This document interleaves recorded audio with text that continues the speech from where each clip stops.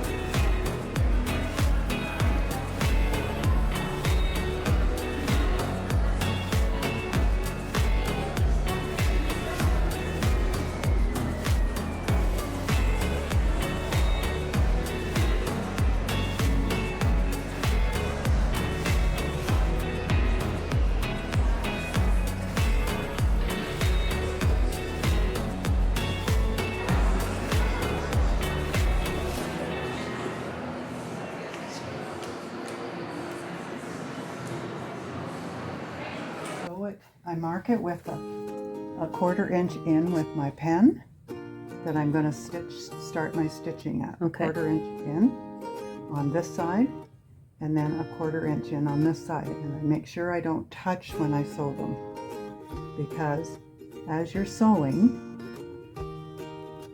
you can see here, I started right here and sewed this piece on. And on the other side, I started where the 1/4 inch mark was, and I'll pin it to make sure the 1/4 inch mark is the same on both sides, so that you don't stitch over top of the other one. Okay. And then I stitched that on. And then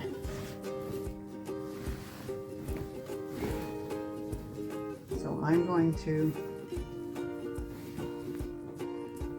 I want to miter these two pieces here. So what I do is I take my whole topper, and I've just stitched this piece to the 1/4 inch mark and this piece to the 1/4 inch mark. Okay. So I've got these big long pieces here. Right. So I'm going to take my topper and I'm going to pull it over. Pull it over right to the edge of my border. And this is what you were saying, you've got queen size top, so it doesn't matter the size of the top.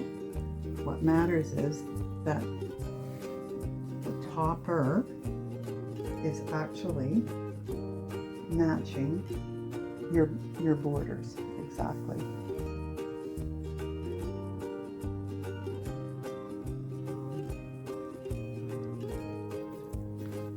So here's my borders. So that's why the rest of your fabric doesn't really matter if it's bunched up or not, because you don't need that. What you need is this angle, right, to miter. So then I take my ruler and I put it right on that angle, and I've got these two big long pieces, and I put my ruler right on that angle, and I draw with my magic pen, right, that you iron out. I draw that mark, and then I pin it. So what I do is I pin it like I know that I don't want to touch this piece, this little piece here. Right. I only want to go to where my 1/4 inch mark is. So I'll make sure that I put, for example, like this, and see if I have the 1/4 inch mark on the other side. And I don't have my pin in the right place, so I'm going to move my pin to the 1/4 inch mark. You still got the mark there. right, Mine's been ironed, so it's not there. But so I make sure that I've got the 1/4 inch mark, and I hold these two pieces up. So I know that I'm not going to sew this little corner little in. piece there, yeah. Yeah. So I'm going to mark it with my ruler, which I've done. Then I'm going to stitch this. And the reason you have to leave that much on the ends is because the border on this one is 3, 4, 5, 6, 7, 8, 9, 10, 11 and a quarter. So you don't want to cut your length off your border too short, because your miter is going to be too short. Because see, this is 1, 2, 3, 4, 5, 6, 7, 8. But it was 11 and a quarter for the angle of mitering. Right. But this is where you get your miter from, is by doing this. Then you stitch this. And if I back stitch, never more than 2, because it's Then easier to it'll catch take out. Yeah. So I hold this up to make sure that I'm not stitching this in, and I'm not stitching over top of it, because you want to start right where the corner is. And if it's down a stitch, it's not going to be noticeable. It's not going to show. Right. So I stitch this.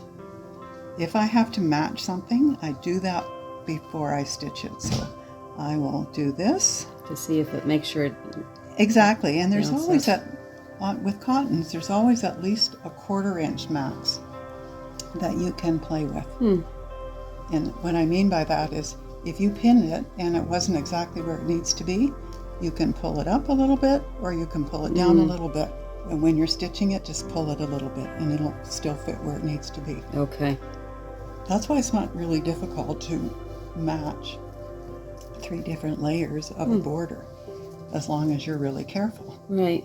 And it just works. So then I get it stitched. Then I go to the ironing board and I open up my seam. So I've got my seam opened. I've got it stitched right where it needs to be. And I still have this little thing here.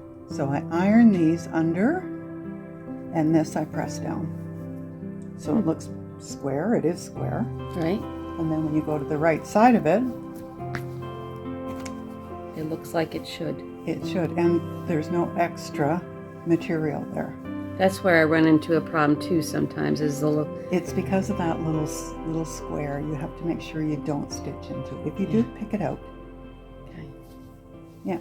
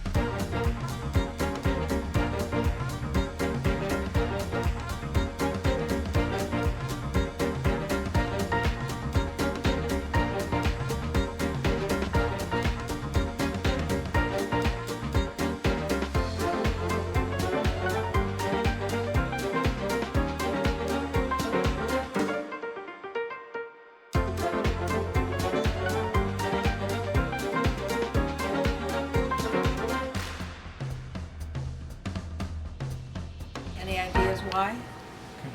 Well, that's smaller hooves, Well, okay. stronger and And smarter. smarter. Yeah. They would not drink contaminated water like horses would. When they were tired, that was it. They stopped. They wouldn't go any Yeah. farther. And the type of boat we have, which we'll walk on, was called a liner boat, meaning like a Greyhound. There were several owned by the company, and they didn't carry the mules on the boats. They kept barns every 8 miles along and would switch them off. And I saw recently, or read recently, about a horse and a mule racing towards the Grand Canyon. Yeah. Got to the edge, and the horse went over, and the mule stopped. Yeah. And you don't think of them as being smart. That's what's so intriguing Yeah. about it. And by the way, the canal is shut down every winter, and they go through and they check all the locks, and they check the valley, the embankment here, and do repairs as necessary. But most of the locks still have the original white oak wood from 200 years ago. Wow. That's the strongest wood. Hmm. So, I'm moving in by 1815. DeWitt Clinton has gone from being mayor of New York City to governor of New York State. And he orders a boat to be made called the Seneca Chief to travel to Lake Erie and then down the canal then. So now we're going to jump ahead 200 years. As they're getting ready for the planning of all our anniversary this year, about 2 or 3 years ago in Buffalo, they decided they would create a new Seneca Chief. Well, the Seneca Nation came to visit them and said, we don't have chiefs. And they spent a year in dialogue, and they talked about the impact of the Erie Canal on the Haudenosaunee. And so when they finished with the dialogue, they decided still to build the boat and name it that, but as they travel, they're telling more of the whole story. And the Haudenosaunee, well, the other thing is that DeWitt Clinton had a second boat made to follow him, he called Noah's Ark, and 2 of all the traditional local animals, and then 2 Native American boys dressed in full Native costume, like they wouldn't be part anymore, because it was his goal to get rid of the Indians. So we're, you know, it's part of, and for those of you who join me later, that we are on the land of the Haudenosaunee, and we acknowledge that as much as we can in this city. And they influenced our country so much. The model for our government came from their style of government. And the early women, Matilda Gage, whose museum is in Fayetteville, Susan B. Anthony, Elizabeth Cady Stanton, etc., their desire to get more rights for women came from the Haudenosaunee, because there was nothing like that in Europe. But the clan mothers have the power. They're the ones who choose the chiefs and make all the decisions. So they started visiting and became honorary members of the various tribes. So really, they gave so much to our country. Cargo boats had to be weighed empty, and that number was sent out to the waylocks. And just think, this is all before computers, and had to get this information out. And then you had to be weighed once on a trip. And we've got a great video thing you can work with, and they come back from here that shows you how they did that. But anyway, the waylocks, there were 5. The canal paid itself off so quickly they stopped charging because trains were coming now. So to keep it in use, they made it free. So the waylocks became state office buildings. This waylock became the state office building for transportation. And it was from here in 1956 or 7, they announced their plans for Route 81, which you see out there. And the original plan would have taken down the waylock and our beautiful Castle City Hall right behind it. Well, the women of the Junior League and the Canal Society so strongly protested, the state said, all right, we'll change the route. And the canal, and they said, here's the waylock, do something with it. And the museum opened in 1962. It's the last remaining waylock in the country. So, Wow. Now the sad part of the story is the southern part of the city, very prominent, successful African-American community, they were strongly wiped out by and they too really protested to the state with national support. But they were ignored, and that so now the Route 81's coming down, and they've gone through some. They're not trying to repeat the same mistake of not listening to people. And so 81, it is going to be on floor interstate, but the main 81 will be focused around the city now. So at least they've tried to learn some things. So here we.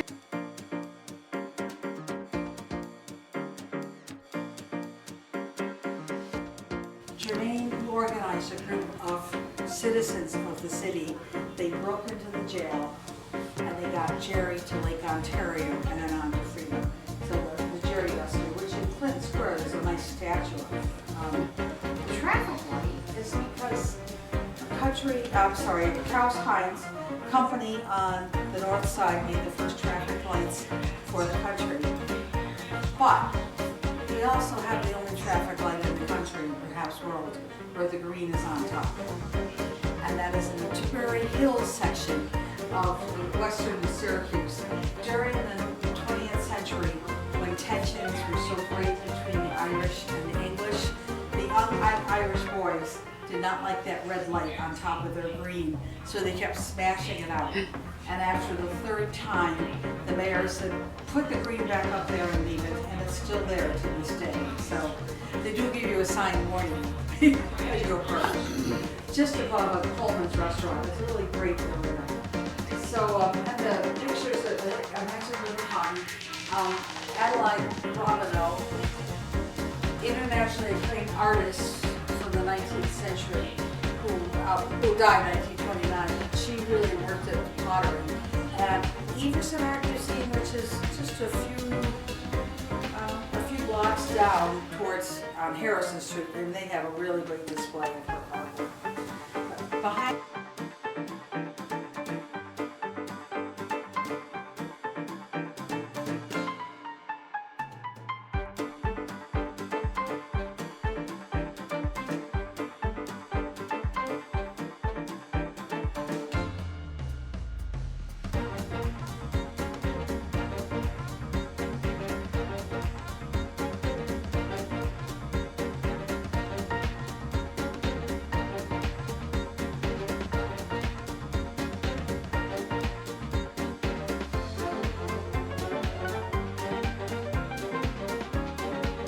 what can you see from back here? Not very much. By the way, where the statue of the mule and the boy is, that was the beginning of the Oswego Canal that ran from here along Onondaga Lake up to, picking up the rivers up to the Lake Ontario. So the main canal goes Right here. this way? Yeah, and right here. The Oswego canal goes this way? Correct, yeah. Anybody been out on Onondaga Lake Parkway, which goes along Onondaga Lake? It goes towards Liverpool. It was the Oswego Canal. And again, I lived in Liverpool. You get 2 years of New York State history. Never once did they tell us that. And there's still a canal bridge over it. Wow. That's a train bridge. And despite 10 signs each way, do not, no trucks, no buses, etc., about 4 times a year, we get a tractor trailer who slams into it because they're paying attention to the GPS and not reading the signs. And it was just dumped into the canal. And it wasn't, and not just boats threw anything, but local people would throw garbage in the canal. That's one of the reasons why it got shut down through the city, because of the odor. But it's just really, there was this, I remember reading a headline from 1920, the canal divides our city. There was no city before the Erie Canal. There were a few houses on stilts, and that was it. But people forget, and certainly the odor was an issue. A friend of mine went up to Ottawa, Canada, where their canals were kept functioning, and they are functioning through the city, and she came home and says, we made a mistake. But, so how much is used for people? How much was used?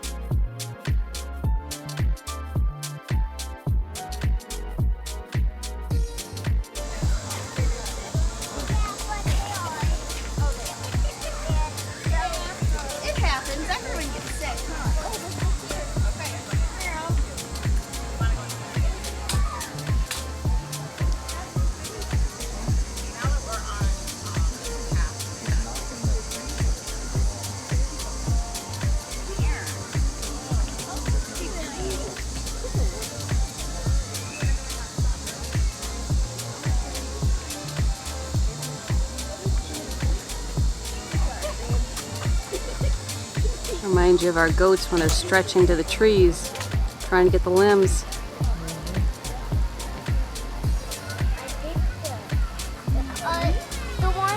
The one that's under the.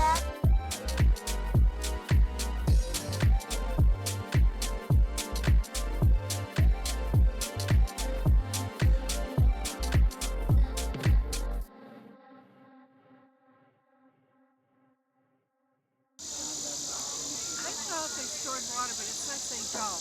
I think what it was, but it said it doesn't hold water. It's a reservoir for energy-rich fat. So they're just big fat piles of fat that metabolize food. So when it's when the food is scarce, it's their fat supply. Yeah. So here's kind of a little got creative animals.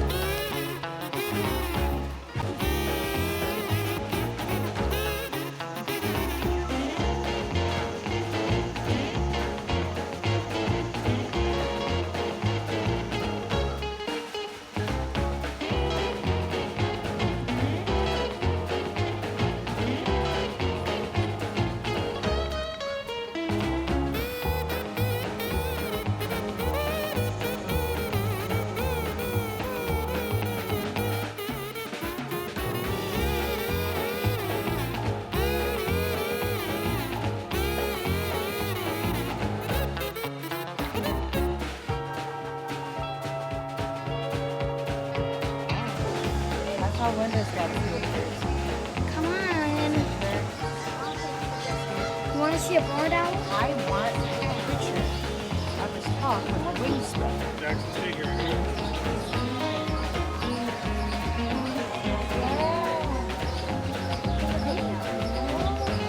No, I got my book.